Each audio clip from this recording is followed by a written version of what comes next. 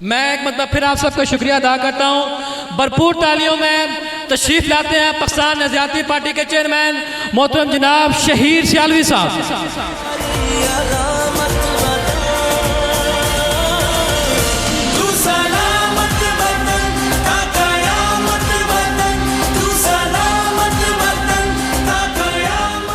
بسم اللہ الرحمن الرحیم۔ اللہم صلی علی محمد وعلی آل محمد واصحاب محمد واہل بیت محمد وبارک وسلم وسلم علیہ۔ میں کوئی نئی بات کرنے کی بجائے مجھ سے پہلے جو باتیں ہوئی انہی کو آگے لے کے چلنا چاہوں گا۔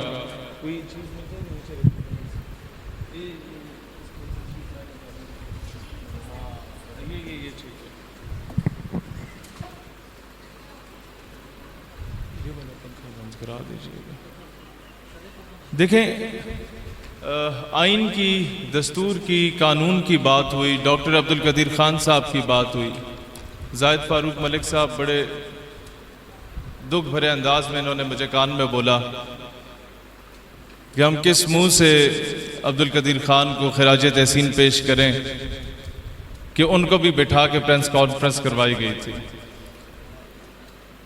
تاریخ کی ستم ظریفی ہے۔ سسٹم کی میرے بھائی نے بڑی اچھی بات کی۔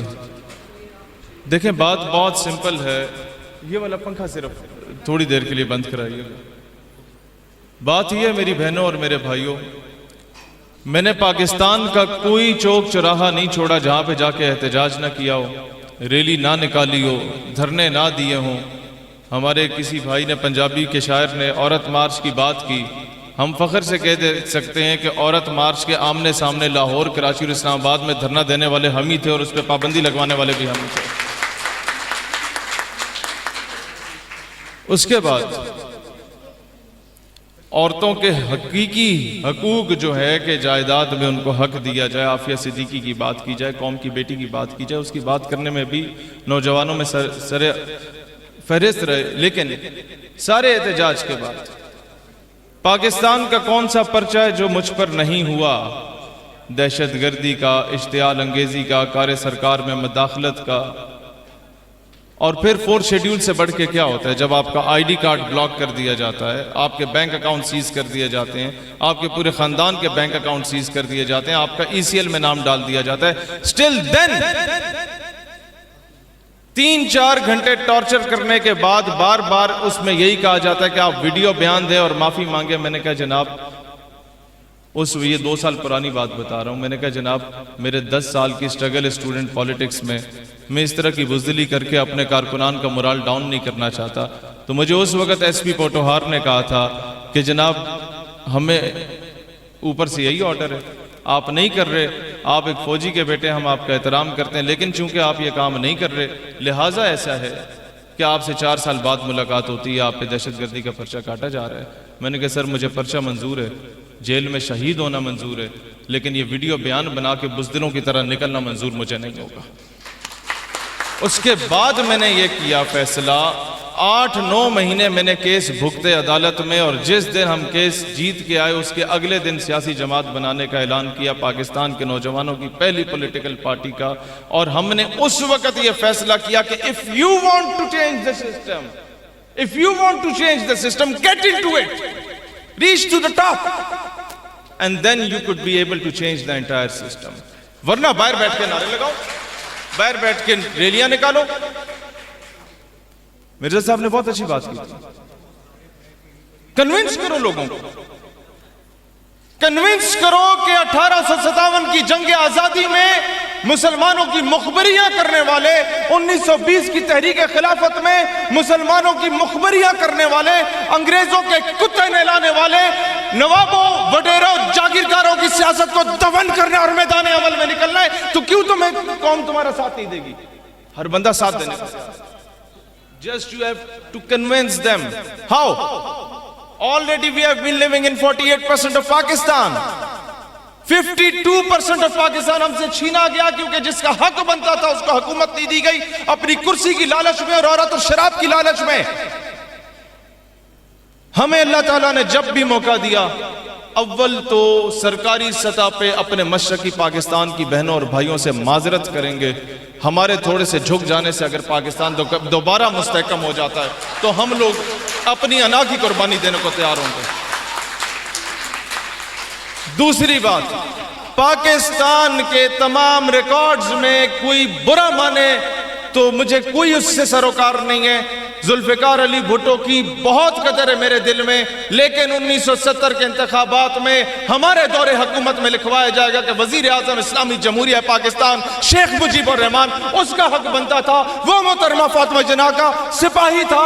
اس وقت جب ہم نے محترمہ فاطمہ جناح سے غداری کی تھی تو مشرقی پاکستان والوں نے محترمہ فاطمہ جناح کا ساتھ دینے کا اعلان کیا تھا. آپ نے تاریخ کو درست کرنا ہے. لاکھ اختلافوں سے حسین شہید سہروردی پہلا غدار، محترمہ فاطمہ جناح غدار ملت، شیخ مجیب الرحمان غدار ملت، مولانا عبدالستار خان نیازی غدار ملت، قاضی حسین احمد غدار ملت، مولانا مودودی غدار ملت. کیا رہ جاتا ہے پیچھے؟ اسرار احمد غدار ملت. یہ وہ لوگ ہیں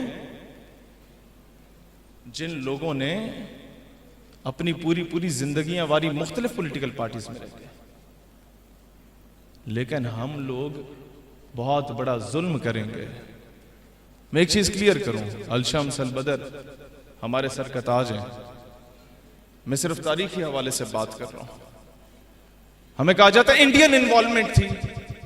او بھائی، میرے اماں ابا اگر لڑ رہے ہیں نا گھر میں تو اس میں پڑوسی کا کوئی قصور نہیں ہے. انہوں نے کوئی چند چاڑا ہے کہ پڑوسی کو موقع ملے اندر انٹرفیئر کرنے کا.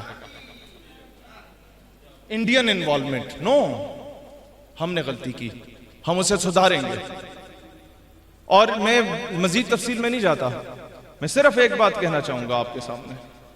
میرے بزرگوں، میرے بھائیوں، میری بہنوں، علی گڑھ یونیورسٹی میں اس وقت قائد اعظم محمد علی جناح رحمۃ اللہ علیہ گئے اور کہا کہ مدراس سے لے کے بہار تک، بہار سے لے کے بنگال تک، بنگال سے لے کے چٹاگانگ، ڈھاکہ، لاہور، کراچی، کلکتہ، پورے بر صغیر میں پھیل جاؤ اور آزاد ریاست کی جدوجہد کرو، اسلامی جمہوریہ پاکستان کی.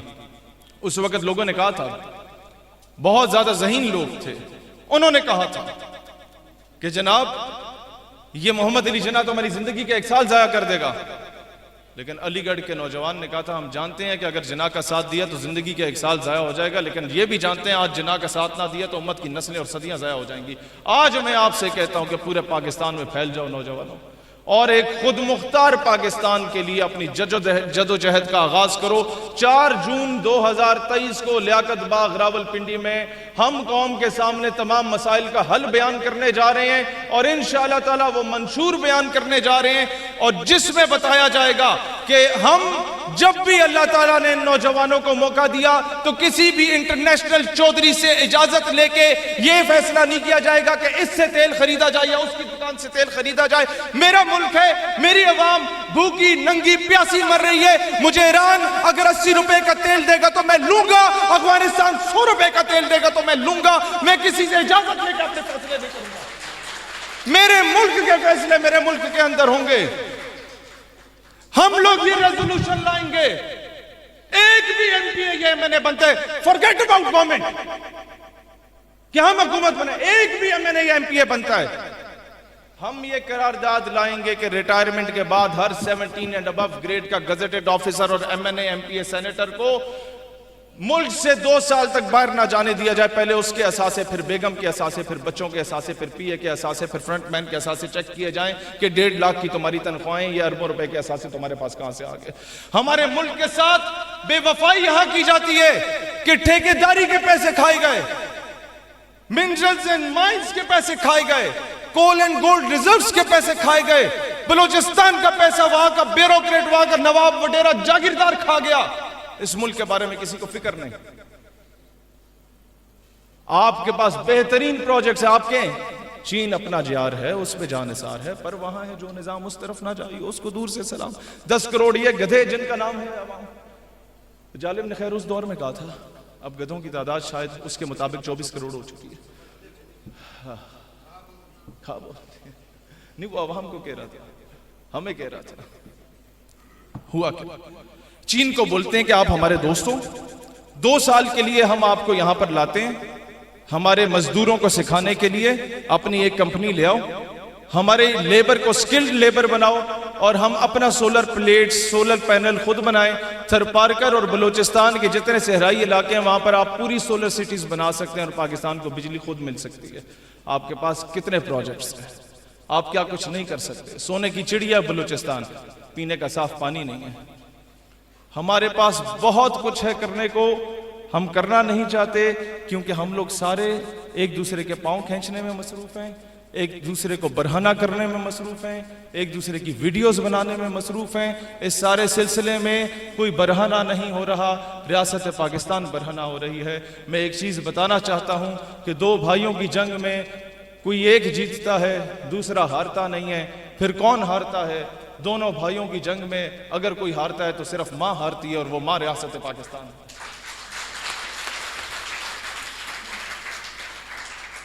میرے بھائیوں، ہم لوگوں نے اپنا کردار ادا کرنا ہے۔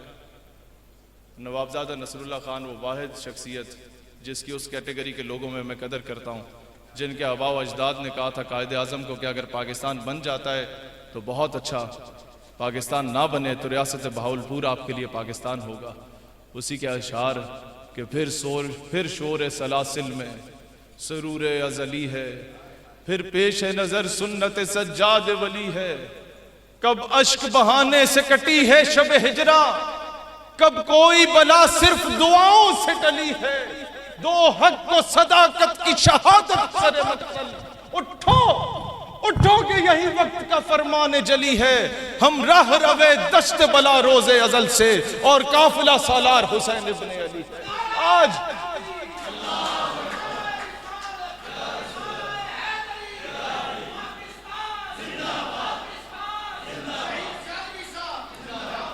میں اپنے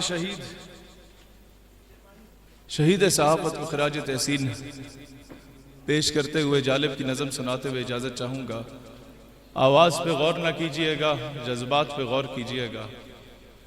کہ دیپ جن کا محلات ہی میں جلے، چند لوگوں کی خوشیوں کو لے کر چلے، وہ جو سائے میں ہر مصلحت کے پلے، ایسے دستور کو صبح بے نور کو میں نہیں مانتا، میں نہیں جانتا۔ اور جب یہ دھمکیاں آتی ہیں، پرچے آتے ہیں، تو پھر ایک مرد حر کیا کہتا ہے؟ جہاں اقبال کہتے ہیں نا، مرد حر محکم زورد لا تخف، ماں بمیدہ سر بجیبو سر بکف، ماں کلیسا دوست ماں مسجد فروش، اوز دست مصطفیٰ پیمانہ نوش۔ کہتا ہے میں بھی خائف نہیں تختہ دار سے۔ اب صاحب علم سمجھے گا اگلا جملہ، کیوں خائف نہیں؟ کیوں؟ میں بھی منصور ہوں کہہ دو اغیار سے، کیوں ڈراتے ہو زندہ کی دیوار سے، ظلم کی رات کو جہل کی بات کو میں نہیں مانتا، میں نہیں جانتا۔ اور اب کہتے ہیں دن بہت اچھے آنے والے، سب کچھ ٹھیک ہو جائے گا۔ اچھا، تم کہو پھول شاخوں پہ کھلنے لگے، تم کہو جام رندوں کو ملنے لگے، تم کہو چاک سینوں کے سلنے لگے، تم کہو اس کھلے جھوٹ کو ذہن کی لوٹ کو میں نہیں مانتا، میں نہیں جانتا۔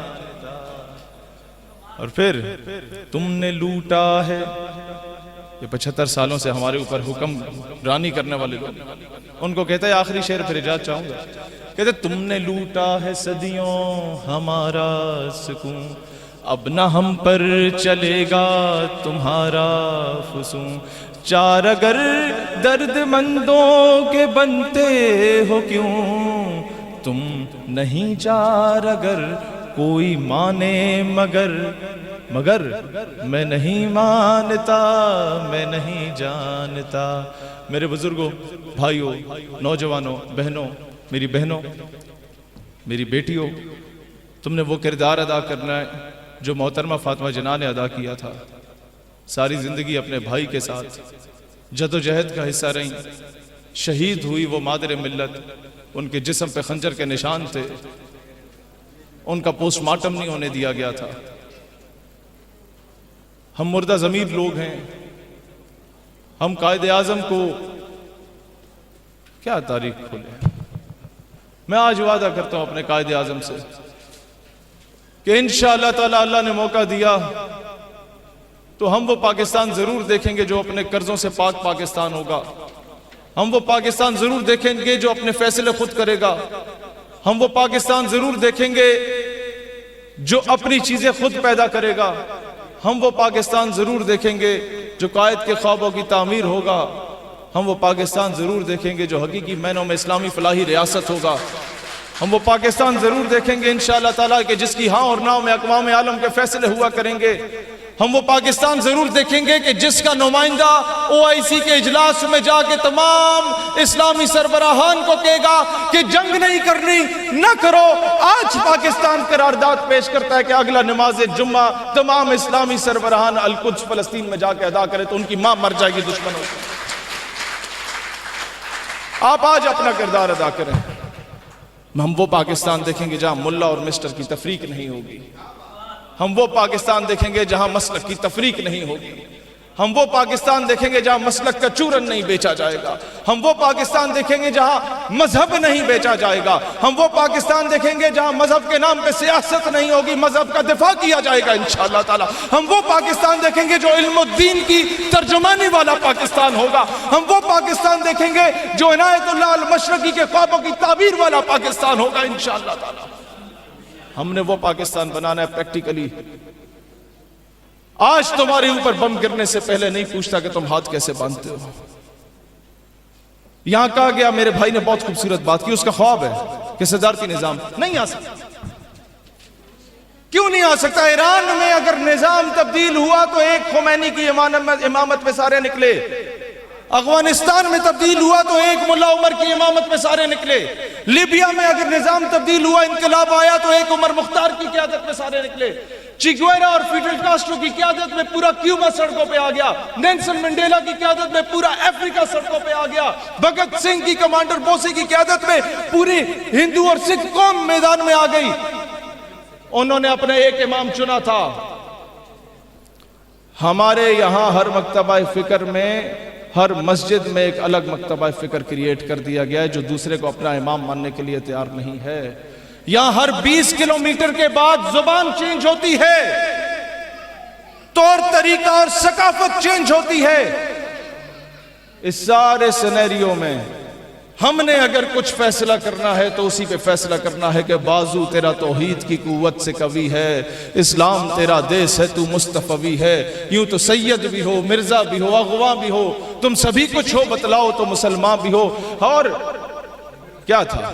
یہی تو شکوہ کیا گیا تھا، یہی تو کہا گیا تھا کہ اللہ تھے ہم ہی ایک تیرے مار کا آراؤں میں، خشکیوں میں کبھی لڑتے کبھی دریاؤں میں، دی ازانے کبھی یورپ کے کلیساؤں میں، کبھی افریقہ کے تپتے ہوئے صحراؤں میں، شان آنکھوں میں نہ جچتی تھی جہاں تاروں کی، کلمہ پڑھتے تھے ہم ہی چھاؤں میں تلواروں کی، تجھ سے سرکش ہوا کوئی تو بگڑ جاتے تھے، تیغ کیا چیز ہے ہم توپ سے لڑ جاتے تھے، نقش توحید کا ہر دل پہ بچھایا ہم نے، زیر خنجر بھی یہ پیغام سنایا ہم نے، تجھ کو معلوم ہے لیتا تھا کوئی نام تیرا، قوت بازو مسلم نے کیا کام تیرا، بس رہے تھے یہاں سلجوق بھی تورانی بھی، اہل چین میں، ایران میں ساسانی بھی، اسی معمورے میں آباد تھے یونانی بھی، اس دنیا میں یہودی بھی تھے نصرانی بھی، پر تیرے نام پہ تلوار اٹھائی کس نے؟